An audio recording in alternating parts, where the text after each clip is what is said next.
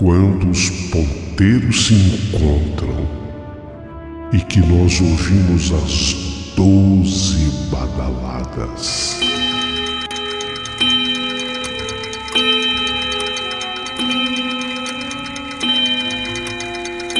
A hora que se anuncia é meia-noite. Uma hora em que tudo pode acontecer, inclusive nada. Mas hoje, muitos acontecimentos. Vamos à história de hoje.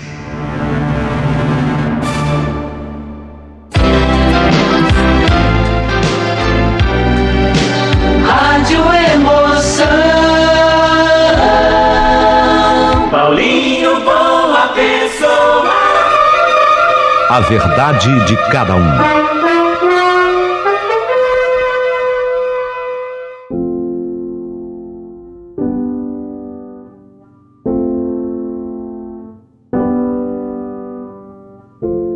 Tudo pronto, tudo preparado, eu vou apresentar mais uma história da meia-noite. Antes, com um convite para que você venha ser membro do nosso canal. Aqui nesse vídeo mesmo, logo abaixo, tem um botão onde você clica para optar a ser membro do canal. Você vai ter privilégios especiais. Você vai ter, por exemplo, a interpretação do teu sonho através do Guru Nanak. Você vai poder consultar psicóloga, você vai ter história exclusiva para você, gravações que eu farei exclusiva para você, essas gravações exclusivas, cumprimentando o teu aniversariante, por exemplo. Venha ser membro do canal, vai ser muito legal a gente se curtir também na intimidade. Ô Paulinho, mas se eu não quiser ser membro, terei prejuízo? Nenhum. Tudo que você já tem no canal, você continuará tendo. Prejuízo zero, mas eu quero acrescentar muita coisa na vida de quem vier para ser membro do canal. A história que eu vou contar agora é para todo mundo, tá? Mas para quem se tornar membro do canal, haverá muita coisa em particular e especial e exclusiva. Se torne membro do canal. Mas vamos hoje à história da meia-noite.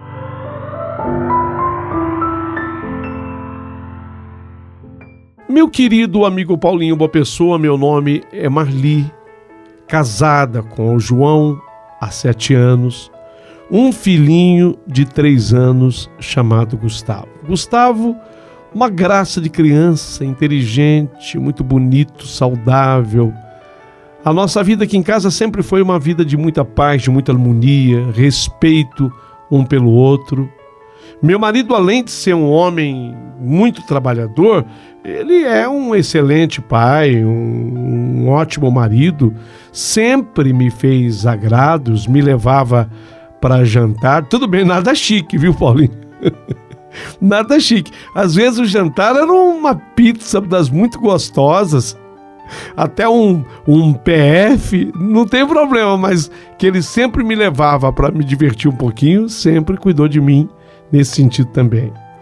Meu marido é o tipo do homem que é romântico. Ele me traz flores.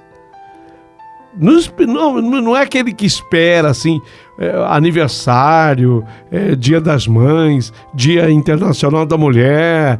Não. De repente ele surpreende. Ele chega aqui num dia assim, de semana, trazendo uma rosa, 2, um bilhetinho que ele encontra. Sabe, um homem que faz questão de agradar a mulher, esse é o meu marido.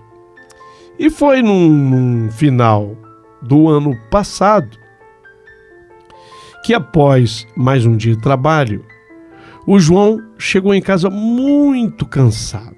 Ele é muito trabalhador, chegou muito cansado, tomou um banho, ficou na sala brincando com o Gustavo, enquanto que eu estava terminando de preparar o jantar. Durante o jantar, o João, meu marido, perguntou: que perfume é esse? Que perfume você tá usando, hein? Eu falei para ele que eu não estava usando perfume nenhum. Eu havia, sim, tomado um banho, né, como eu faço todos os dias. Tomei um banho até com sabonete, mas perfume nenhum. Porém, nós não iríamos sair mesmo, né? Ficaríamos em casa. Eu informei para ele, perfume nenhum, nem creme especial eu passei na pele, nada. Eu sabia que eu ia ter que enfrentar aqui um jantar ainda. Por quê? Eu até gostava de um perfume, qual é a mulher que não gosta, né? Assim, eu gostava de usar um perfume para sair, mas para cozinhar, não, né? Durante o jantar, o João, meu marido, ele ficou com aquele perfume impregnado nas narinas, mas gozado, era um perfume que só ele sentia. Você tá falando sério, João? Tô falando sério. Tem um perfume, você não tá sentindo? Não sei, amor, então você deve estar com algum problema nas narinas. Não tenho problema nenhum nas narinas, João. Você que está sentindo algum cheiro a mais. Eu consultava ainda o nosso Gustavo, mas ele só tem 3 aninhos. Na medida que ele pudesse entender, ele dizia que não estava sentindo também nada. Bom, deixamos para lá a história do perfume, fomos nos deitar, só que aquele perfume continuava acompanhando o João. Mas não é possível, Marli. Marli, não é possível. Você passou algum perfume, não é possível que eu esteja sentindo esse cheiro. E parece que está vindo de você. Se não foi perfume, foi creme. Deixa eu ver o sabonete. Ele teve a manha de levantar da cama, ele foi ver o sabonete com o qual eu havia me banhado. Que, por sinal, era o mesmo sabonete que ele tinha tomado banho também. Cheirou o sabonete, disse que não tinha nada a ver com o perfume que ele estava sentindo. Aliás, ele falou, e esse perfume que eu estou sentindo me traz lembrança ruim. Por isso que está me incomodando, me traz lembrança triste. Mas não é possível. Que lembrança triste é essa? Eu perguntei para o João. E por que esse perfume está te incomodando se eu não estou sentindo cheiro nenhum de perfume? Ele falou, eu estou sentindo perfume, o cheiro, o aroma da Carmen. Da Carmen. A Carmen, ela era a ex-mulher do João, de quem o João estava separado havia 9 anos. O relacionamento deles foi muito, mas muito conturbado.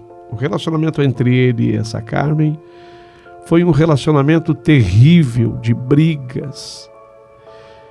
E numa dessas brigas, inclusive, essa Carmen quase fez uma bobagem, sabe? Quase. O João estava dormindo e essa Carmen, ela chegou a pegar uma faca. É que nesse dia, quando ela veio, estava aproximando a faca do João, ele sentiu, olha aí, um cheiro de alho, porque a faca tinha cortado o alho e não havia sido lavada. Então ela veio assim debaixo de um quieto, com a faca na mão. Quando ela estava aproximando a faca da garganta do João, o João sentiu aquele cheiro de alho. No que ele sentiu, ele teve um impulso rápido, ele segurou a mão da Carmen. Segurou a mão da... O que você vai fazer? O que você ia fazer, mulher? Ela com a faca na mão, ela começou a chorar. Olha, a vida do João com essa Carmen foi uma vida de muita briga, de muita confusão. Esse cheiro, mas não do perfume, o cheiro do alho salvou a vida dele, porque ele sentiu o cheiro do alho da faca. Mas o que ele estava sentindo agora era o perfume que ela usava, que a Carmen usava. E isso estava trazendo lembranças tristes para ele. Ele queria descobrir de onde estava vindo aquele perfume. E foi justamente depois dessa noite que eu também comecei a sentir aquele perfume dentro de casa. Por mais que eu procurasse de onde vinha aquele cheiro, ele estava vindo de algum lugar e eu não o encontrava. A partir daí, eu fiz várias faxinas completas em casa. Eu passava água sanitária e desinfetante praticamente na casa inteirinha. E nada daquele perfume desaparecer. O cheiro daquele perfume parecia estar impregnado nas nossas narinas. Sei lá, eu sentia o cheiro a partir daí comecei a sentir também. Nas nossas roupas, em todo o ambiente da casa, aquele cheiro, aquele perfume. E diga-se de passagem, não era um perfume do qual eu gostava de sentir o cheiro. E não era só o cheiro do perfume, porque a partir disso, o João, ele mudou, sabe? Ele passou a ser uma pessoa irritadiça, vivia nervoso, ele que era um homem tranquilo. Ele já não tinha paciência nem mais para brincar com o filho, Gustavo, que ele amava. Raramente nós discutíamos por qualquer que fosse a razão. E de repente nós começamos a brigar, a ter brigas constantes. A nossa casa, que era uma casa de paz, de harmonia, o famoso Mar de Rosas, acabou se transformando num verdadeiro caos. Eu não vou dizer um verdadeiro inferno, mas acabou se transformando num verdadeiro caos. Essa perturbação toda começou inclusive a afastar o João de casa. Ele não via a hora de chegar em casa para ficar comigo antes, para ficar com o nosso filho antes desse episódio do perfume. Aí ele começou, sabe, a evitar chegar em casa, começou a chegar em casa mais tarde, sair do trabalho, ia para bares com os seus amigos de trabalho, e na maioria das vezes, ele, quando voltava para casa, chegava em casa embriagado. E isso era um motivo a mais para as brigas, desentendimentos. No desespero em que eu já estava, perturbada com o tal daquele cheiro, daquele perfume que não abandonava o nosso lar, eu comecei a tentar buscar uma explicação para aquilo que estava acontecendo em casa. E conversando com uma amiga, você vê como é que a gente não atina, é gozado isso. Quando você começa a viver um drama, uma história, você começa a ficar cego por uma porção de coisas. Então eu conversando com essa amiga, eu me abri com ela. Falei, eu não sei, surgiu na minha casa um cheiro. Ela falou, um cheiro do quê? Eu falei, um cheiro de um perfume que eu não conhecia, mas o meu marido sim, porque a ex-mulher dele usava esse perfume. Ele com essa ex-mulher, ele teve grandes desentendimentos, ela quase o matou.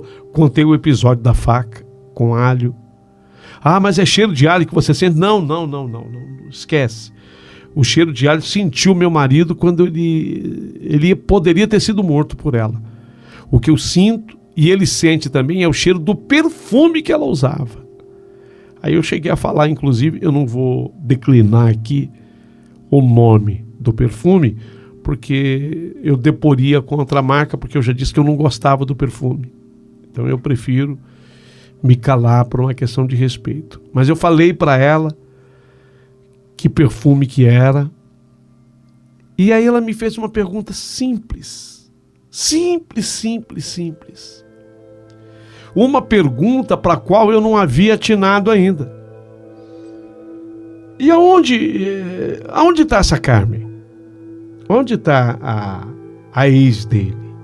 Uma pergunta simples.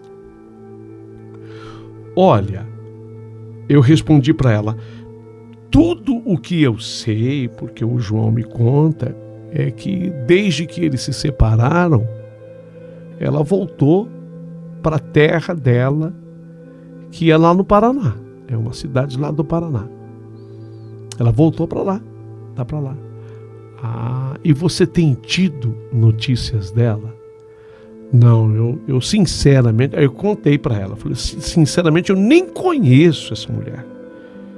Eu nem conheço, e nem quero ter o prazer de conhecer, porque o meu marido já detesta a relação que teve com ela, não traz para ele boas recordações. Mas aí essa minha amiga me orientou, falou, então faz um favor, pede pro teu marido fazer contato lá com a casa que ela mora. Puxa vida, eu sinceramente nessa hora senti até um arrepio. Mas como assim? Perguntei para ele, como assim? Ele procura evitar a todo preço qualquer contato com ela. Ela foi embora para esse lugar lá no Paraná. Eu tenho medo dele tentar esse contato com ela e, sei lá, ela interpretar mal. Você vê que é uma mulher que ela não regulava muito bem da cabeça. Pode ter melhorado? Pode, mas pode ter piorado também. E de repente esse contato do meu marido pode ser muito mal interpretado. Sinceramente, eu não sei o que eu faço. Ele falou, não, eu aconselho. E essa minha amiga, que ela era espírita, ela estava me orientando a fazer contato, mas sem querer me assustar. Aliás, ela não queria me apavorar. Na verdade, mais do que eu já estava apavorada com a história. Eu já estava apavorada, eu já estava nervosa, ela sabia disso. Então ela não queria me assustar mais. Mas ela me pediu isso. E eu tendo aqueles problemas todos com meu marido, que mudou completamente a conduta dele, evitava voltar para casa. E eu sabia que tudo tinha começado a partir do episódio do perfume que ele começou a sentir.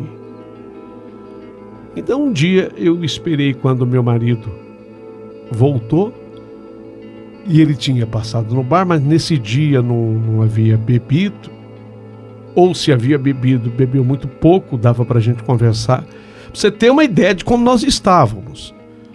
E eu resolvi ter aquela conversa com ele, o João, olha, o que está acontecendo entre mim e você, eu estou sentindo que é uma coisa que foge completamente do nosso controle. Esse cheiro, desde que chegou aqui, o cheiro desse perfume, que tem te incomodado, e a mim também, acho que só tem poupado o nosso filho, se bem que nosso filho tem pagado as consequências dos nossos desentendimentos, das nossas brigas. Eu estou muito preocupada com o nosso futuro, sabe? E eu não sei, eu não gostaria que você ficasse bravo comigo, mas eu resolvi consultar uma amiga. E essa minha amiga, ela é espírita. Então ela pediu para que você fizesse contato com a sua ex, com a Carmen, com a família da sua ex, a Carmen, lá no Paraná, para você saber como estão as coisas. Ele me olhou assim, até admirado, porque ele jamais imaginou que eu pudesse tocar nesse assunto com ele, e da forma que eu estava tocando, estava pedindo para ele manter um contato, saber o que estava acontecendo. Ele ficou até admirado. Ele me explicou que ele precisava se informar com uma prima que tinha ficado por aqui, e essa prima talvez pudesse passar para ele alguma informação, mas ele não tinha de fato o contato da família dela lá no Paraná direto. Mas se era esse o meu pedido, ele faria exatamente o que eu havia solicitado.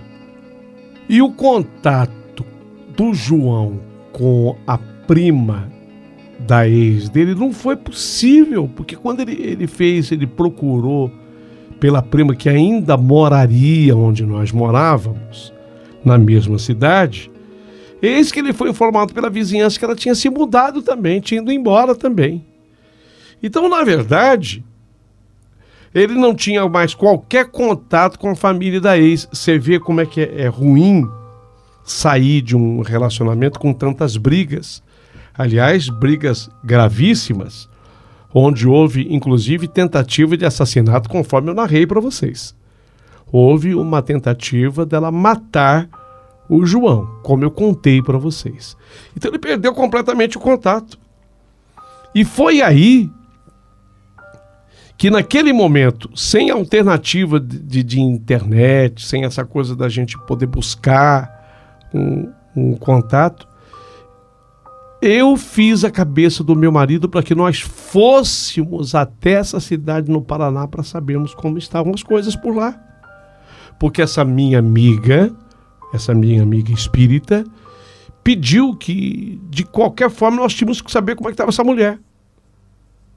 E nós não tínhamos informações. Então nós tivemos que pegar o nosso carro num fim de semana e levamos quase 4 horas para chegar nessa cidade onde ela moraria. E pasmem para as informações que eu vou passar para vocês. Chegamos na cidade, aí não foi difícil descobrir o contato dos parentes todos. Inclusive, eu e o meu marido estivemos com a mãe dela, quer dizer, a ex-sogra do meu marido. Diga-se de passagem, uma pessoa simples, uma boa pessoa chamada Célia Maria, que era a ex-sogra do meu marido. No contato com a dona Célia Maria, a informação: Carmen havia falecido. De uma maneira muito triste, porque ela era uma pessoa completamente perturbada. Ela havia dado cabo à sua própria vida. E, lamentavelmente, deixou uma carta confusa quando resolveu dar fim à sua vida, acusando um monte de gente como culpado pela sua sina. E entre as pessoas acusadas lá estava o nome do meu marido. Uma carta completamente sem pé, sem cabeça, sem nexo. Inclusive, eu tive a infelicidade de ler. Não consegui ler todo, mas eu li o trechinho onde ela citava entre as pessoas culpadas pelo fim da vida dela o meu marido. Sendo que não se pode culpar ninguém por uma loucura dessas. As pessoas se relacionam, relacionamentos dão certo, outros nem tanto, outros completamente errado, mas não adianta a gente ficar procurando um culpado disso tudo. Quando as pessoas envolvidas é que são responsáveis. Mas aí foi que a ficha caiu. Voltamos de lá com a informação completa. E essa minha amiga espírita foi quando ela me falou: eu já sabia disso. Eu só não quis te contar antes para ter absoluta certeza e não te assustar. Mas eu já tinha visto um caso muito parecido acontecer lá com o pessoal do Centro Espírita. Você precisa ir até lá com teu marido. Fomos até lá e um senhor de nome Henrique nos atendeu. E ele disse que nós o procuramos exatamente na hora certa.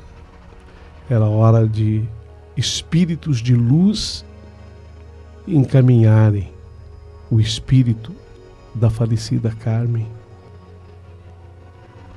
Como eu e o meu marido somos da religião católica, nós pedimos que missas fossem celebradas em sufrágio da sua alma.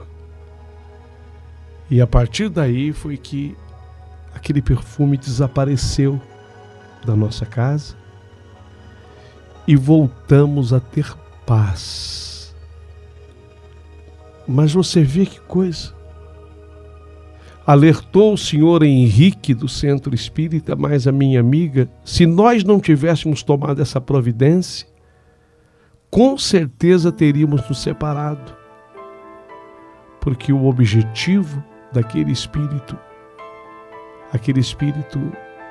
ignorante, se é que posso chamar assim, eu vou chamar de espírito ignorante entre aspas, queria a infelicidade do meu marido. E por conseguinte seria a minha infelicidade e a infelicidade do nosso filho. Mas, graças à ajuda dessa amiga, nós conseguimos resolver tudo isso. Eu sei que a minha história é uma coisa muito pessoal, muito particular. Meu marido tem muita vergonha, às vezes, de abordar esse assunto com outras pessoas, porque ele sabe do ceticismo das pessoas. Tem gente que, às vezes, zomba, ri. Então, ele como é uma pessoa mais tímida, ele se envergonha, às vezes, de abrir essa história. Mas hoje eu fiz questão de contá-la, porque, de repente, eu posso estar ajudando tantas outras pessoas que num momento ou outro da vida acabam passando por isso. O cheiro, o perfume. Quando você sente esse cheiro, esse perfume dentro da sua casa, e que é um cheiro que não pertence a nenhum membro da sua família, isso denota de que esse cheiro, esse aroma, esse perfume pode estar vindo de algum espírito. Pode ser uma coisa muito boa, pode ser uma coisa muito boa, mas também pode ser alguma coisa muito ruim. Principalmente, me alertou o senhor Henrique do Centro Espírita, quando o aroma, quando o cheiro te remete a lembranças tristes. O meu marido, quando ele sentia esse cheiro, ele se sentia muito mal, muito entristecido, porque, lógico, ele lembrava das desavenças havidas entre ele e a Carmen. A Carmen quase o matou. E, aliás, foi um cheiro, mas um cheiro completamente diferente, um cheiro diário, que salvou a vida do meu marido. Então, aquele cheiro remetia meu marido às lembranças péssimas e lhe fazia muito mal. Tão mal que ele já não tinha mais prazer em voltar para casa, tão mal que ele mergulhava na bebida alcoólica, tão mal que ele começou a brigar muito comigo, abandonar o filho que ele tanto amava, deixá-lo sozinho. Que isso possa servir de alerta com respeito a cheiros, a aromas. Quando você perceber na tua casa um aroma diferente, o que é muito comum de acontecer, me disse o senhor Henrique do Centro Espírita, e é o cheiro de cigarro, porque tem muitos espíritos que eram fumantes em vida, e de repente a pessoa fala assim: nossa, mas aqui dentro da minha casa hoje tá um cheiro de cigarro, ninguém fuma, às vezes ninguém fuma na casa, aquele cheiro da fumaça do cigarro, de onde está vindo? Então ele disse que as pessoas se atentem mais aos aromas, que as pessoas se atentem mais aos cheiros, porque pode isso gerar uma energia negativa e essa energia pode prejudicar muito a vida de uma família. Daí eu considerar a minha história importante também por esse aspecto. Se você gostou da minha história e do João e do Gustavo, por favor, curta, manda aí o teu joinha. Nós vamos ficar aqui agradecidos.